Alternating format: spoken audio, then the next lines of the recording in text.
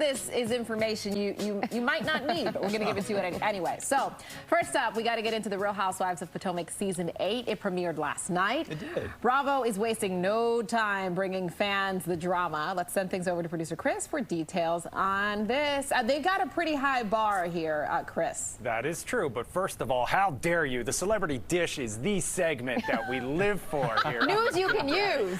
At 10A, exactly. All right, listen, no spoilers, okay? We're going to keep this pretty vague. We're only really going to focus on one star of the Real Housewives of Potomac. The premiere, Season 8 premiere, was last night, and Robin Dixon was front and center. Remember, she and Juan had that cheating scandal that came out after Season 7 ended. They didn't really talk about it. Then, afterwards, she acknowledged there was some truth to those rumors. And then last night, the storyline took center stage. Giselle Bryant held an intervention of sorts. Robin admitted her, quote, joy had been taken.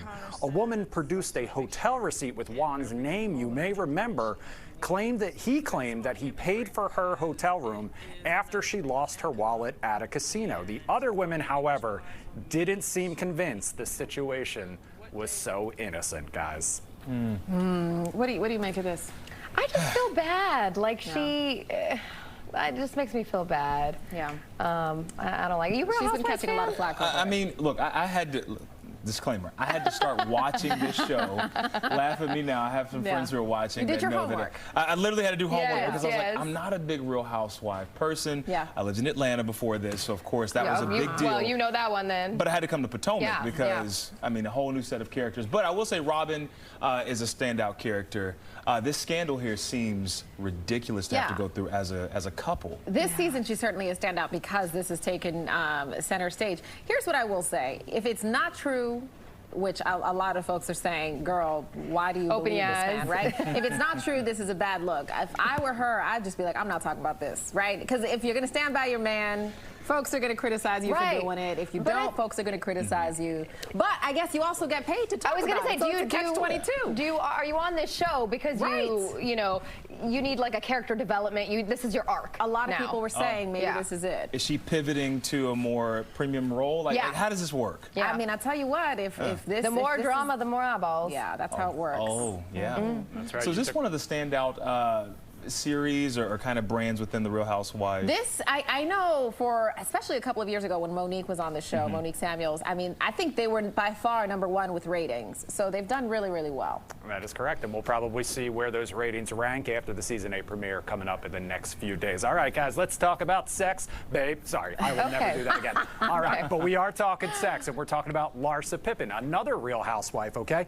Because she had some words for Cardi B at BravoCon over the weekend after Cardi B made a comment about Larsa's sex life. So Cardi made a vulgar joke after Larsa told Andy Cohen on Watch What Happens Live that she and her ex, Scottie Pippen, had sex 4 times a night over the course of their 20-year relationship. Larsa addressed the graphic comments Cardi made at BravoCon, like I said, saying, quote, she wasn't in bed with us, so I don't know. I kind of feel like that was comical. If you know what Cardi said, you know why I can't say it on TV. But she said she needed to stitch up a certain part of her anatomy. So Larsa is now dating 32-year-old Marcus Jordan, the son of NBA legend Michael Jordan. No word whether they are keeping those record numbers going, though. Yeah. Numbers that Scottie Pippen put up. Can I just say real quick, y'all didn't see it because I need a Steven's face cam. He's getting used to the conversations that we have on air here. I'm not used to that this. happen live. Wow.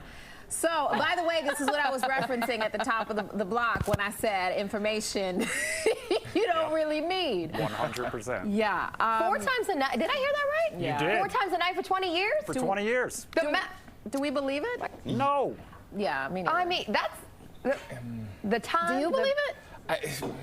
I'm speechless at this moment.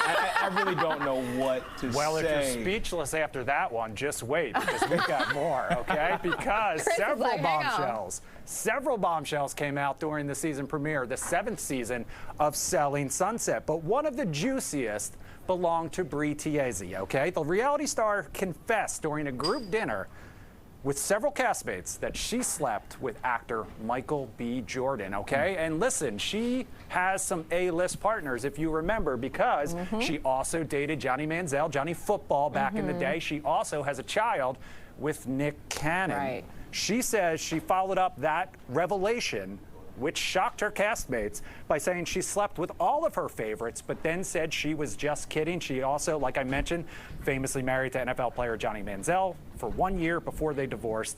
She shares a child with Nick Cannon. She also opened up about that relationship with Nick Cannon. It is a relationship that gets a lot of headlines because he has several other children with several other women. She talked about how they're both free to kind of do what they want as long as they respect each other. It doesn't make sense to a lot of people, but she said it doesn't matter because it doesn't involve them. There it is.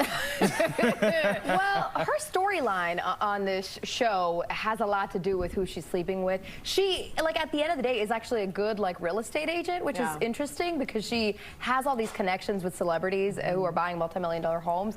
So that's fascinating, but it seems like she's just trying to make, like, her name. And the more drama, the more eyeballs. So do you want to start some drama, Stephen? And get some eyes on this show? If we start drama, what's going to be our drama? Because this here is top-tier drama. I know, this is hard to beat. This is, yeah. I mean, clearly it's working for her. As far as her relationship with Nick Cannon, sorry, they're all the men, Nick Cannon. Listen, one thing I've learned in relationships is if it works for you, then shoot, you like it, I love it. There you go. Works for them. I agree with that. But also, hasn't Michael B. Jordan, besides Lori Harvey, been pretty notoriously private with his personal life? So he might not necessarily love this admission. That's it. I doubt we're going to hear anything from him. No, bring out those NDAs. That's where they come back. Yeah. There it is. All right. Thanks, guys. All right. Well.